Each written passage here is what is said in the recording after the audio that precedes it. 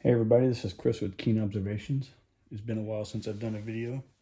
I've been really busy with life, as have everybody around me. It's been kind of a wild ride. What I'm working on lately has been MacBook Airs, to be precise, M1, M2, and kind of fiddling around with them, putting pieces together, making 2 out of 1, or 1 out of 2, I should say. Just something to make money on the side. Money is a little bit tight in the world. But what I've decided to do, after watching some videos online, which kind of intrigued me, was hiding a Mac Mini. This is a video I saw, Mac Mini inside of a Nintendo Wii. And I thought to myself, it's kind of an interesting concept.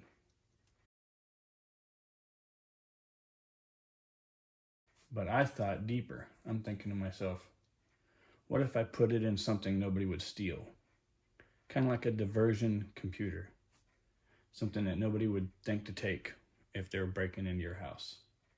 And so I came up with this idea. I walked around some antique stores and brought the dimensions of what I would need space for with me.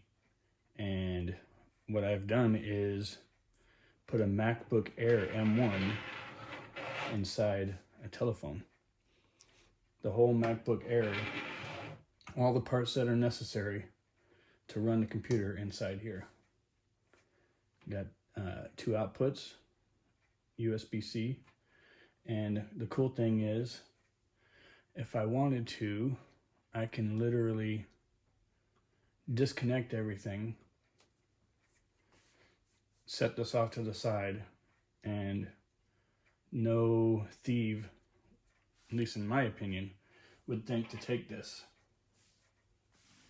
Let's say you have some particular reason to hide your computer from someone. This right here, I have a cord coming, a new one. The other one was kind of grimy. It's actually on the way today.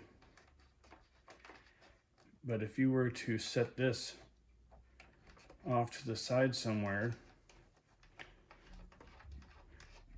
nobody would think to look at it. Nobody would ever once think this is a computer, full-fledged computer. Like I said, this isn't connected to anything right now. And so there's a whole MacBook Air, M1 MacBook Air inside there. I did customize some stuff. I cut off all the little parts, removed stuff that wasn't necessary to make it all work. And I'm going to show you this plugged in again.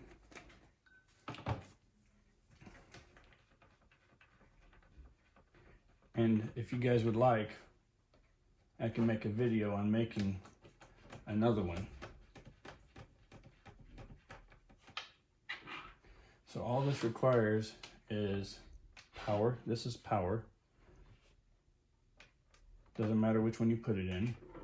And then I have a dongle with HDMI out. That's it. Everything else is Bluetooth.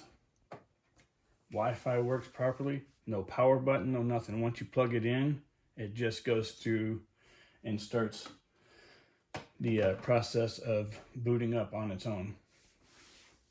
This was a challenge, getting this sorted out over time.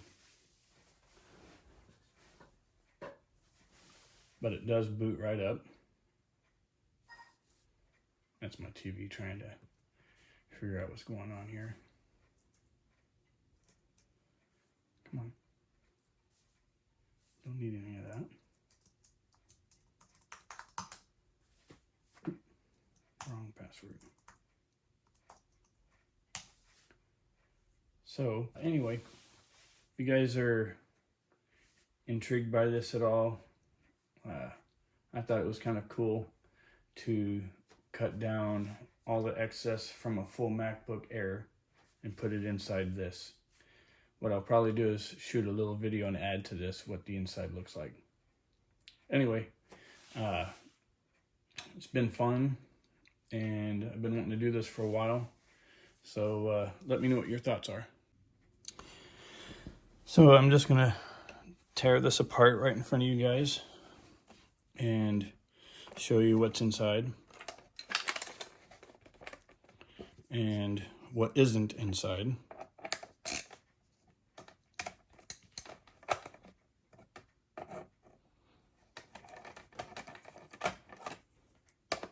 And the components I've used, I'll add to the description so you guys can build one of these on your own. This could definitely be done better, but I tried to do this on the cheap, and it wasn't cheap, but it wasn't outrageous either.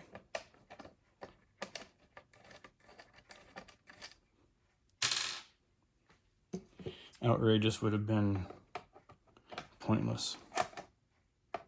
Although I could see somebody do this very, very eloquently, and that's probably going to be one of my things next to do, is maybe put all this inside of a executive computer or executive phone from like the 70s that you used to see like on people's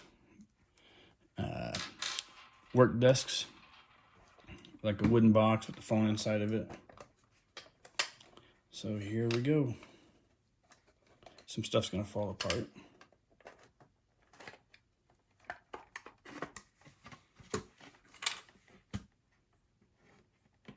So this is my MacBook Air.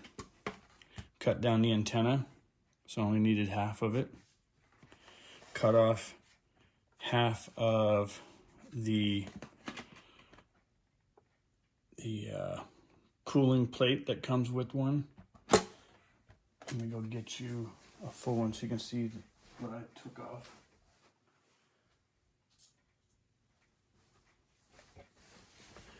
Right here. So I just cut it off right here.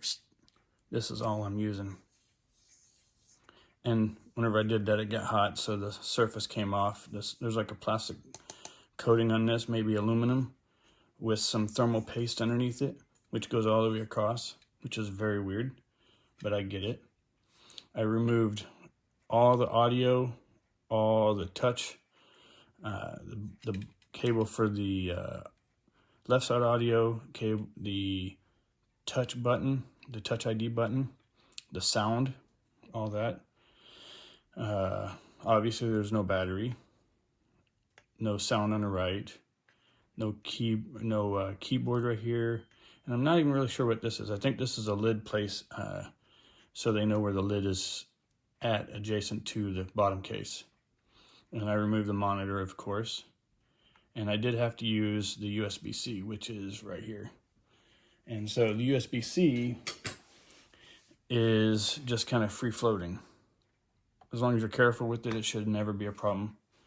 I mounted all this onto some scrap plastic I had laying around, so it's not touching metal. There's no metal accidentally touching the power, anything whenever it's plugged in. And then once I put this all back together, I just got to be a little bit cautious when I'm putting this together. And I'll slide this back in. I can hold on to it.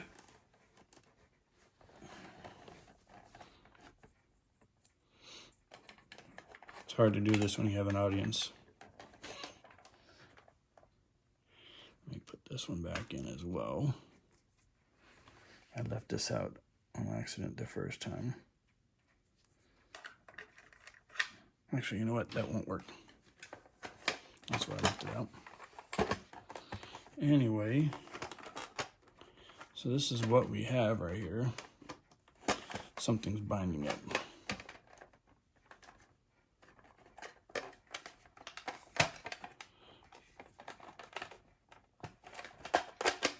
There we go.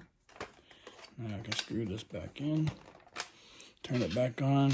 You guys can see it rebooting on its own. Hey, stop that.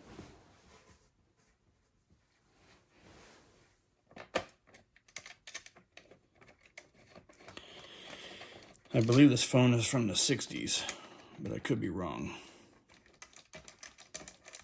Paid $25 for it. Anything else was very grimy. And this was kind of grimy as well, but not as grimy as a lot of the other ones were.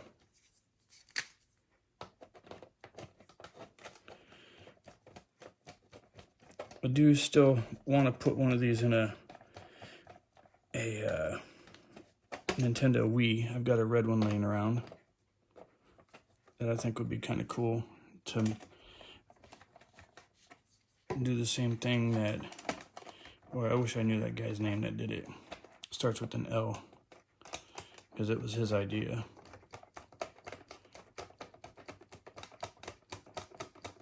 Not Linus. But anyway, this is all put back together again. I'm going to boot it up.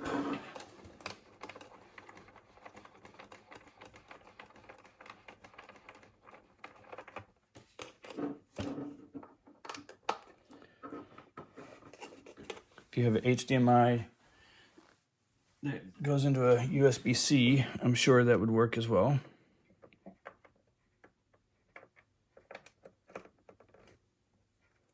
And there we go. That should boot up.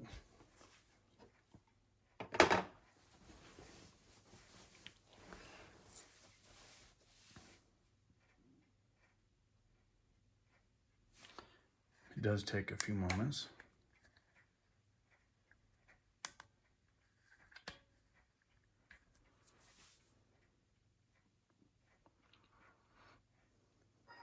There we go.